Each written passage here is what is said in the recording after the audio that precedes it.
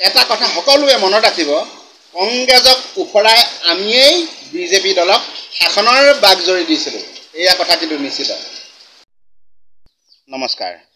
আমি যেতিয়া শাসকীয় চৰকাৰী পক্ষই কৰি থকা যি জনবিৰোধী নীতি, যি হঠকাৰী সিদ্ধান্ত, এইবিলাকৰ বিৰুদ্ধে আমি যেতিয়া মাত মাতোঁ বা যেতিয়া সামাজিক মাধ্যমত আমি কথা বতৰা কওঁ, তেতিয়া একাংশ ব্যক্তিয়ে আমাক পোনপটীয়াকৈ বৰ বেয়াকৈ আক্ৰমণ কৰে। এই আক্ৰমণ কৰাৰ কেইটামান শব্দ আছে, ঐ কংগ্ৰেছী, ঐ গান্ধী পৰিয়ালৰ দালাল, এনেকুৱা বিভিন্ন অকথ্য ভাষাৰে আমাক আক্ৰমণ কৰে। এতিয়া কথা হ'ল, যেতিয়া অসমত বিজেপি দলৰ অস্তিত্ব নাছিলে, কিছুমান ব্যক্তিয়ে বিজেপি দলৰ সদস্য বুলি ক'বলৈ লাজ পাইছিল, তেতিয়া আমি কেইজনমান মুষ্টিমেয় ব্যক্তিক বিজেপি দলত দেখিছিলোঁ, যেনে বিহালী সমষ্টিৰ ৰঞ্জিত দত্ত, মংগলদৈ সমষ্টিৰ ৰমেন ডেকা, নগাঁৱৰ ৰাজেন গোহাঁই, এনেকুৱা কেইজনমান মুষ্টিমেয় ব্যক্তিক আমি বিজেপি দলত দেখা পাইছিলোঁ। কিন্তু সেইটো সময়ত কংগ্ৰেছৰ কিছুমান হঠকাৰী সিদ্ধান্তৰ বিৰুদ্ধে আমি সাংঘাতিক ধৰণে আমি প্ৰতিবাদ কৰিছিলোঁ। আমি কিন্তু কংগ্ৰেছী নহয়, আমি কংগ্ৰেছৰ বিৰুদ্ধে সাংঘাতিক ধৰণে প্ৰতিবাদ কৰিছিলোঁ। কৃষক মুক্তি সংগ্ৰাম সমিতিকে ধৰি বিভিন্ন দল সংগঠনৰ উদ্যোগত আমি লখিমপুৰত প্ৰতিবাদ কৰিছিলোঁ, আমি গুৱাহাটীত গৈ প্ৰতিবাদ কৰিছিলোঁ।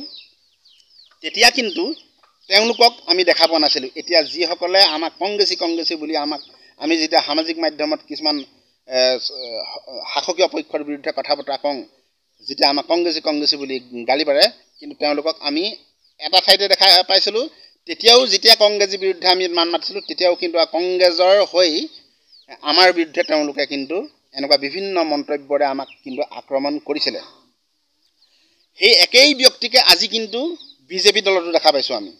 আমি যেতিয়া আজি বৰ্তমান শাসকীয় বিজেপি দলৰ বিৰুদ্ধে আমি মাত পাতোঁ, সেই একেই দলৰেই মানুহেই আমাক একেকেইজন ব্যক্তিয়ে আমাক ঐ কংগ্ৰেছী, ঐ কিবা কিবি বিভিন্ন ধৰণৰ কথা বতৰাই কিন্তু আমাক আক্ৰমণ কৰে। মুঠতে শতকৰা ৫% ব্যক্তিহে এটা নিৰ্দিষ্ট দলীয় স্থিতিত আছে, ৯৫% ব্যক্তিয়েই কিন্তু সুবিধাবাদী বান্দৰৰ দৰে জাপ মাৰি ইটো দলৰ পৰা সিটো দললৈ আহি এটা সুবিধাবাদী স্থিতিত আছে। তেওঁলোকৰ কোনো নিজা লক্ষ্য নাই। গতিকে তেওঁলোকৰ লক্ষ্য মুঠতে সুবিধাবাদ আদায় কৰা। গতিকে এইবিলাক ব্যক্তিক সমাজে লৈ ভৱিষ্যতে কেনেধৰণে আগবাঢ়িব, সেয়া সময়ে নিৰ্ধাৰণ কৰিব। কিন্তু এনেকুৱা ব্যক্তিৰ পৰা যে সমাজে বা সমাজৰ কোনো যে বিকাশ নঘটে, সেয়া কিন্তু নিশ্চিত কথা। এতিয়া কথা হ'ল কোন কংগ্ৰেছী কোন বিজেপি, কিছুমান প্ৰমাণ আছে। কোন ৰাজনীতি দলৰ কোনে কি কৰি আছে সেয়া প্ৰমাণ আছে, সেয়া সময়ে স্থিতি স্পষ্ট কৰিব।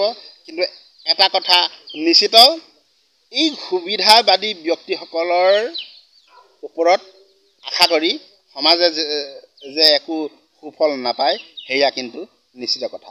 ধন্যবাদ।